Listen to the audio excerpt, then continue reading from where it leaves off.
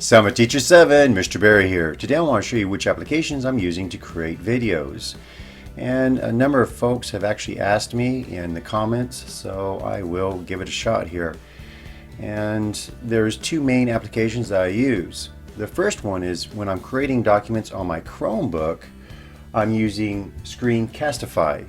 And Screencastify, there's two versions. There's the free version and then there's the unlimited version.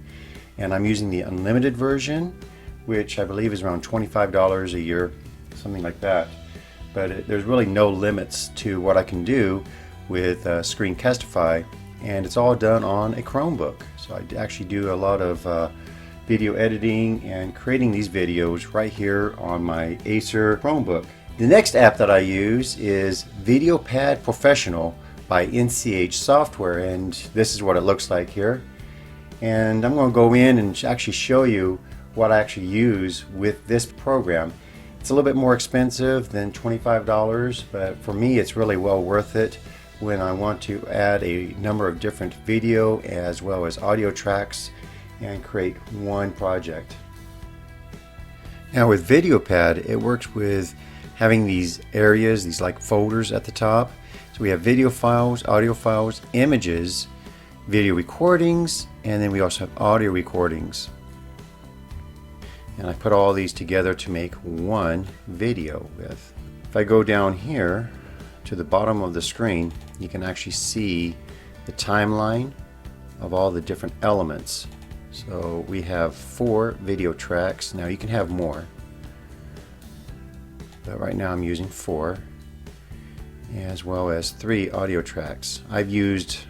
I'm serious, I've used more than 12 or 15 audio tracks and more than 5 or 6 video tracks at one time, and it seems to run very well.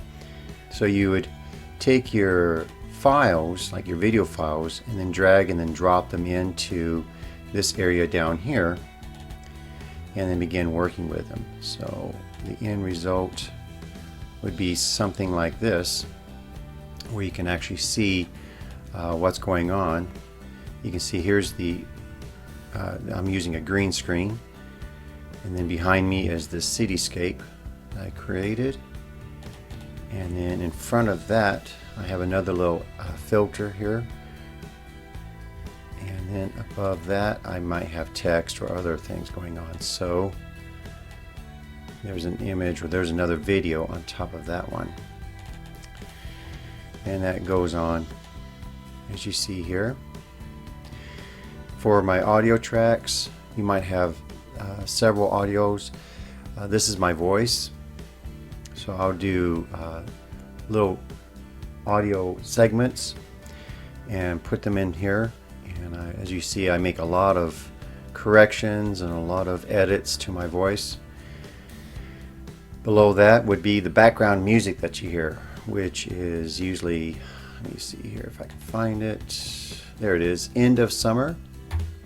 And that's the one that sounds like this.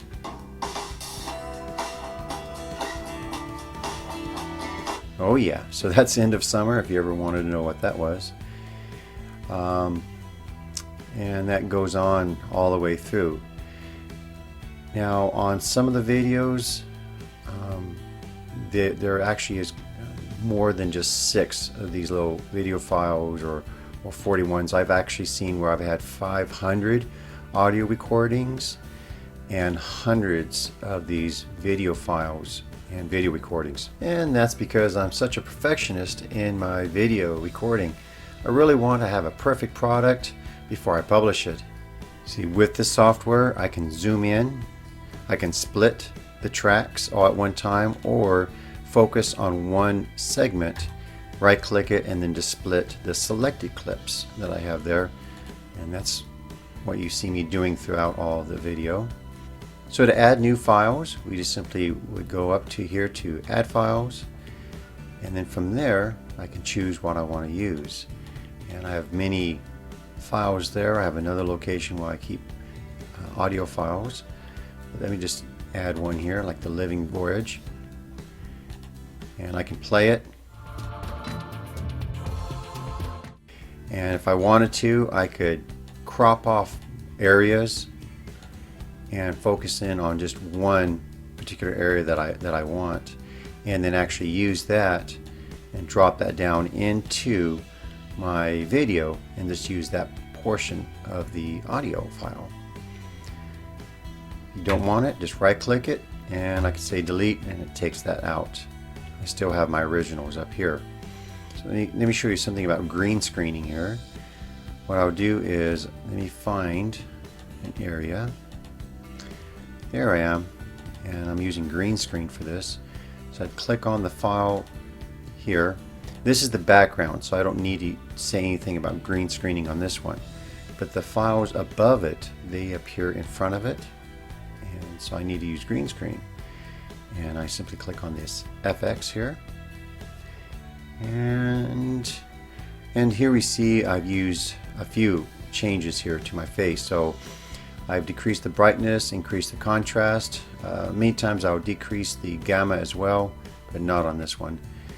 On the green screen, these are my numbers I usually use, 143 for the green and 0 on the others, and then the threshold of 65. Sometimes I'll use a number like 63 or 62. It really depends on basically the my lamps that I'm using, the lighting that I'm using at that time. For the video segments where you see a smaller version of me, let's get into that and see all those changes. Same coloration, but now I use a position and scale. So I'm at 60% and I'm way over here on the side. And that's where you see the position moved and the scale is moved. Everything else, as far as green screening and the color adjustments, that's all left the same.